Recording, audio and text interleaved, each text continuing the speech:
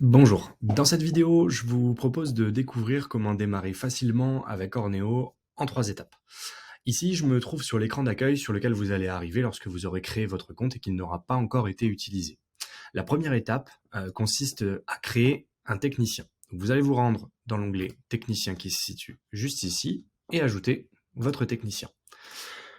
Vous lui donnez donc un prénom, un nom, et vous voyez qu'ici la plateforme vous suggère un identifiant de connexion que vous pouvez modifier à votre convenance. C'est cet identifiant de connexion là que vous allez partager ensuite avec le technicien afin qu'il accède à son espace sur l'application mobile.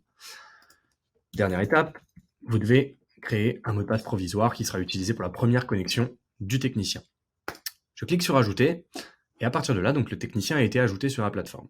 Vous pouvez lui communiquer l'identifiant qu'on a renseigné préalablement, donc ici Anthony DAS, et le mot de passe que vous avez créé pour lui. On va basculer du coup sur l'application mobile pour voir comment est-ce que ça se passe au niveau du technicien lorsqu'il se connecte pour la première fois. Donc, lorsque j'arrive sur l'application mobile, je saisis les identifiants qui m'ont été partagés avec le mot de passe associé et je clique sur me connecter.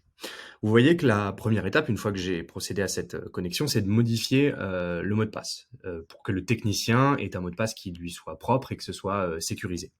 Donc, on lui demande de créer son propre mot de passe. Ici, c'est pour l'exemple. Et de valider les conditions d'utilisation d'Orneo. Je confirme, c'est OK. Dernière étape, je vais créer ma signature en tant que technicien, qui est la signature qui sera sur l'ensemble des supports qui pourront être générés par le technicien, comme les rapports d'intervention, etc. Ici, je signe et je clique sur Terminer. Ici, sur cet onglet, j'ai donc mes interventions, mes rapports et une rubrique compte. On revient sur la plateforme pour voir la seconde étape, qui consiste cette fois-ci à ajouter un client.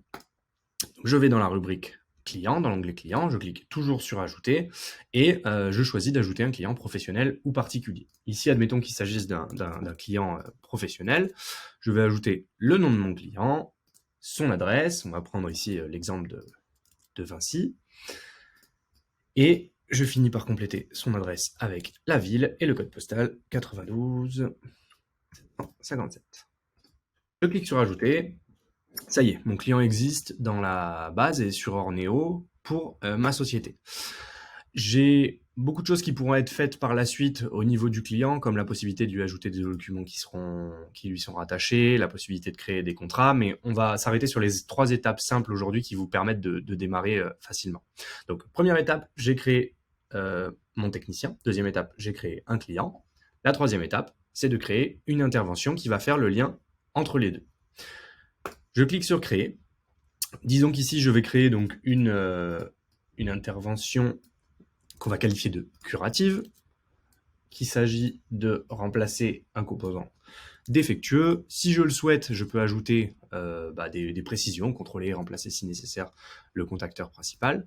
Le client qui est associé, alors évidemment ici je n'ai qu'un client, donc j'ai Vinci qui a été sélectionné par défaut, et le technicien. Vous voyez ici c'est le technicien qu'on a créé précédemment. Je peux lui lier cette intervention. L'adresse peut évidemment être différente de celle qui est renseignée sur la fiche client principale, parce qu'un client peut avoir plein d'endroits sur lesquels il est nécessaire d'intervenir. Donc ici, je vais saisir une adresse. J'ai automatiquement une recommandation de Google qui m'est faite pour pouvoir sélectionner. J'ai un remplissage qui se fait automatiquement. Vous vérifiez évidemment que la ville, le code postal et le nom de la rue est OK. Et vous validez. Si vous le souhaitez aussi, vous apportez des précisions dans le complément d'adresse ici. Je peux mettre voilà, bâtiment C, étage 3, etc., etc. Donc là, j'ai rempli les informations un peu basiques pour créer une intervention. Il s'agit ensuite de la planifier. Donc admettons que je souhaite planifier cette intervention pour la fin de semaine, vendredi, à 14 heures. Hop. Tac. Et j'ai une durée Alors, hypothétique, puisque c'est une durée qui va être donnée pour l'intervention pour gérer l'agenda, etc. Mais le technicien aura ensuite la possibilité de donner la durée d'intervention réelle, qui peut être différente de celle qui avait été programmée. Ça peut être une durée de 2 heures sur site. Ça va bloquer en fait les plages dans votre agenda pour pouvoir vous permettre d'avoir la visibilité qu'il faut pour pouvoir organiser votre agenda. Et je peux ajouter voilà, des informations de contact sur le lieu de l'intervention, parce qu'elles peuvent être différentes de celles du client. Donc ça peut être le nom et le prénom de la personne que je vais rencontrer sur place et le numéro de téléphone. Je clique sur créer l'intervention. Ça y est, mon intervention a été créée. J'ai une fiche qui lui est dédiée dans mes interventions, ici. Donc si je reclique dessus, j'accède à la fiche. J'ai le technicien qui est associé, un plan avec le lieu de l'intervention lié à l'adresse que j'ai remplie précédemment. Les petits compléments qu'on peut voir ensemble, c'est qu'il est possible d'ajouter un fichier à une intervention de façon à ce que un technicien puisse accéder à une documentation lorsqu'il est sur place. Ça peut être important pour différentes raisons. Donc là, je viens de télécharger un document PDF qui va être consultable sur l'application, on va le voir ensemble ensuite. Et j'ai la possibilité aussi d'ajouter un commentaire qui peut être un complément d'information lié à l'intervention qui m'a été communiqué par la suite ou une info dont je n'avais pas connaissance initialement.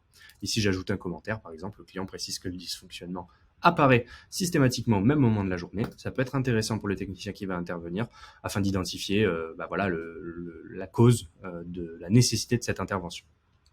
Donc on revient sur l'application mobile. Ici, donc, je n'ai pas de rapport évidemment. Et si je retourne dans les interventions, voilà, j'ai mon intervention qui est apparue, programmée pour le 10 février à 14 h. Et côté technicien, lorsque je clique dessus, j'ai toutes les informations en fait qui viennent d'être renseignées dans la plateforme et qui me sont importantes à moi puisque l'intervention m'a été attribuée. Je peux être guidé automatiquement via Google Maps sur le lieu de l'intervention si je le souhaite. Je peux aussi donc descendre et récupérer les informations du contact, ainsi que, je vous le disais, la documentation d'un fichier dont je peux avoir besoin sur place, ici il s'agit d'un contacteur, donc ça peut être la documentation pour le remplacement du contacteur. Et les fameux commentaires qu'on voit à la fin, qui sont dans les activités de l'intervention. Voilà, donc c'était un petit tuto sur le démarrage rapide avec Orneo, les 3 étapes que vous pouvez suivre pour prendre en main la plateforme et commencer à utiliser notre outil. On vous fera d'autres séries de vidéos pour la suite et pour comprendre d'autres usages ensuite. Merci, à bientôt.